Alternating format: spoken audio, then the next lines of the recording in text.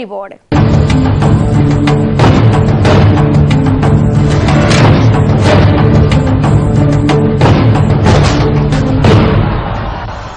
ఎన్నికల సమరానికి యాదవ్ భూమి సిద్ధమైంది. ఎప్పుడు పార్టీల మధ్య పోరాటంలా సాగే బీహార్ ఎన్నికలు ఈసారి మాత్రం కూటములతో కుమ్ములాడుకోబోతున్నాయి. మరోపక్క ఈ ఎన్నికలు అన్ని పార్టీలకు, అన్ని కూటముల పరువు ప్రతిష్టలతో పాటు రాజకీయ భవిష్యత్తులకు కూడా కీలకంగా మారాయి. అందుకే ఇప్పుడు యావత్ దేశం దృష్టి బీహార్ ఎన్నికల మీద పడింది.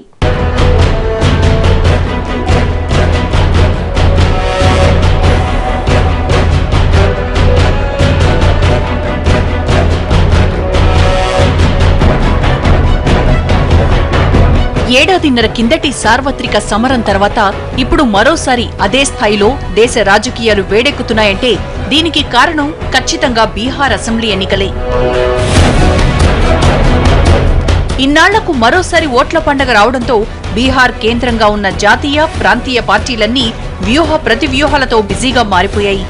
243 స్థానాలకు 5 దశల్లో జరగనున్న ఈ ఎన్నికల్లో బీహార్లో జాతీయ పార్టీలతో పాటు ప్రాంతీయ పార్టీలు కూడా అస్త్రశస్త్రాలను సిద్ధం చేసుకుంటున్నాయి.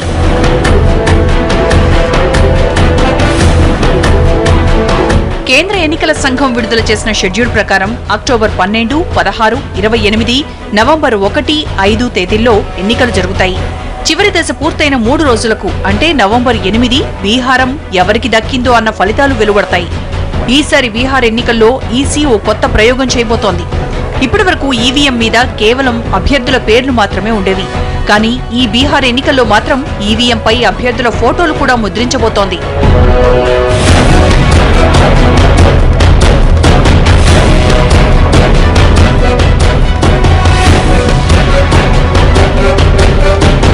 గత బీహార్ ఎన్నికలకు, ఈసారి ఎన్నికలకు రాజకీయ సమీకరణాలు పెద్ద ఎత్తునే మారిపోయాయి. గత ఎన్నికల సమయానికి బీజేపీకి మిత్రపక్షంగా ఉన్న నితీష్ కుమార్ ఇప్పుడు కమలనాథులతోనే తలపడబోతున్నారు. ఈ బీహార్ ఎన్నికల్లో ఎన్డీఏ వర్సెస్ నితీష్ రాజకీయం నడుస్తోంది. ఇక గతంలో లాలూ వర్సెస్ నితీష్ గా ఉన్న బీహార్ రాజకీయం ఒక్కసారిగా మారిపోయింది. ఈ ఎన్నికల్లో ఈ చిరకాల ప్రత్యర్థులు చేతులు కలిపి సంయుక్తంగా బరిలోకి దిగబోతున్నారు. దీనికి తోడు గత ఎన్నికల్లో 243 స్థానాల్లో బరిలోకి దిగి అన్ని పార్టీలపైన పోటీ చేసిన కాంగ్రెస్ ఈసారి మాత్రం బాగా బెండైంది. ఇందిరాగాంధీ జన్మరాష్ట్రమైన బీహార్లో కాంగ్రెస్ పరిస్థితి ఇంత దిగజారిపోతుందని ఎవరూ ఊహించి ఉండరు కూడా. ఈసారి ఎన్నికల్లో ఆర్జేడీ, జేడీయూ కూటమితో చేయి కలిపిన హస్తం పార్టీ కేవలం 40 స్థానాలతో సరిపెట్టుకోవాల్సొచ్చింది. ఇప్పుడు ఈ 3 పార్టీలు కలిసి మోడీని ఢీకొట్టేందుకు మహాకూటమిగా బరిలోకి దిగుతున్నాయి. ఏదైనా ఒక బలమైనటువంటి పవనాలు వీస్తే ఏ లెక్కలు పనిచేయవు. మీకు దేశవ్యాప్తంగా ప్రతి ఎన్నిక తెలియజేసేది అదే. కానీ ఏ పవనాలు లేనప్పుడు అనేక అంశాలు పనిచేస్తాయి. సో అందువల్ల ఇప్పుడు బీహార్లో తేలాల్సింది నితీష్ కుమార్కు మోడీకి మధ్య ఎవరి పవనాలు పనిచేస్తాయి. ఇప్పుడు ఢిల్లీలో మనం చూసాం మోడీ పవనాలు లేదా అరవింద్ కేజ్రీవాల్ పవనాలు. అరవింద్ కేజ్రీవాల్ తుఫాన్ ముందు మోడీ పవనాలు ఎగిరిపోయాయి. అందువల్ల మీకు ఏ లెక్కలు అన్ని కులాలు, అన్ని మతాలు, అన్ని ప్రాంతాలు, అన్ని రకాల వర్గాల ప్రజలు ఢిల్లీలో ఆమ్ ఆద్మీ పార్టీకి ఓట్లేశారు. అందువల్ల బీహార్లో జరిగేది మోడీ పవనాలకు, నితీష్ కుమార్ పవనాలకు మధ్య ఘర్షణగా ఉంటుందా లేదా అనేది చూడాలి. ఇక మహాకూటమిని ఎదుర్కోవడానికి బీజేపీ కూడా ఈసారి ఎన్నికల్లో పొత్తుల కత్తులు దూయక తప్పలేదు. ఇప్పటి వరకు మోడీ మార్కుతో చాలా రాష్ట్రాల అసెంబ్లీ ఎన్నికల్లో ఒంటరిగానే బరిలోకి దిగిన కమలనాథులు ఈసారి మాత్రం ఇక్కడి ప్రాంతీయ పార్టీలతో చేతులు కలిపారు. మొత్తానికి సీట్ల సర్దుబాటు వ్యవహారంలో అన్ని పార్టీలతో సయోధ్య కుదుర్చుకుని బీజేపీ ప్రచారంలో ప్రత్యర్థులపై కత్తులు నూరుతోంది. ఈ కూటమిలో బీజేపీతో పాటు రామ్ విలాస్ పాస్వాన్ కు చెందిన లోక్ జనశక్తి, మాజీ సీఎం జితన్ రామ్ మాంఝీ ఏర్పాటు చేసిన హిందూస్థాన్ ఆవాం మోర్చా, ఉపేంద్ర కుష్వాహా నాయకత్వంలోని రాష్ట్రీయ లోక్ మత్ సమతా పార్టీలున్నాయి. బీహార్లో ఉన్న 243 సీట్లలో కమలనాథులు 160 స్థానాల్లో పోటీ చేయనుంటే ఎల్జేపీ 40 స్థానాల్లో బరిలోకి దిగుతుంది. ఇక మాంఝీ పార్టీ 20 సీట్లలో, రాష్ట్రీయ లోక్మత్ మరో 20 సీట్లకు పరిమితమైంది. మొత్తంగా అన్ని పార్టీలు కలిసి ఎన్డీఏ తరపున ఉమ్మడి మేనిఫెస్టో విడుదల చేసి ముందుకెళ్తున్నాయి. ప్రధానమంత్రుల సొంత వ్యవహారంలాగా, ఒక పార్టీ వ్యవహారంలాగా భావిస్తే నష్టపోయేది మనం.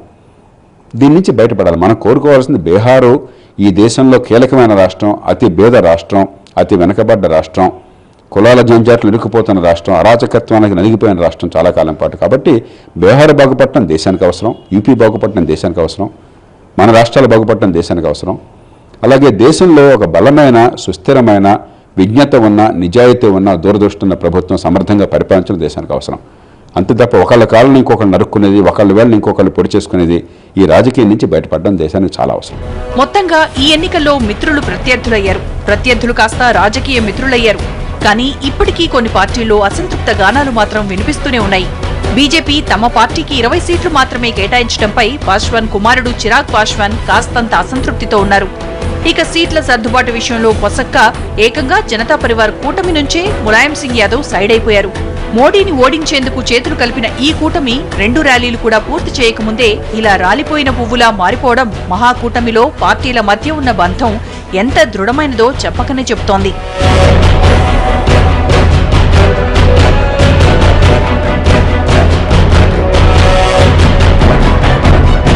ఇప్పటికి మాత్రం ఈ ఎన్నికల్లో సమాజ్వాదీ అధినేత ములాయం సింగ్ యాదవ్ ఒంటరిగానే బరిలోకి దిగాలని నిర్ణయించుకున్నారు. గత ఎన్నికలకు ఇప్పటి ఎన్నికలకు మధ్య రాజకీయ సమీకరణాలు పూర్తిగా మారిపోయాయి. ఇది ప్రజల మీద కాస్తంత ప్రభావం చూపే అవకాశాలు కనిపిస్తున్నాయి. దేశ రాజకీయాలపై కీలక ప్రభావం చూపిస్తున్న బీహార్ ఎన్నికల్లో ఇన్నేసి మార్పులు అందరి దృష్టిని విపరీతంగా ఆకర్షించాయి. ఇక ఇప్పుడు ఎవరికి వారు ప్రచారంలో ప్రత్యర్థుల మీద విమర్శలు సంధిస్తూ దూసుకెళ్తున్నారు.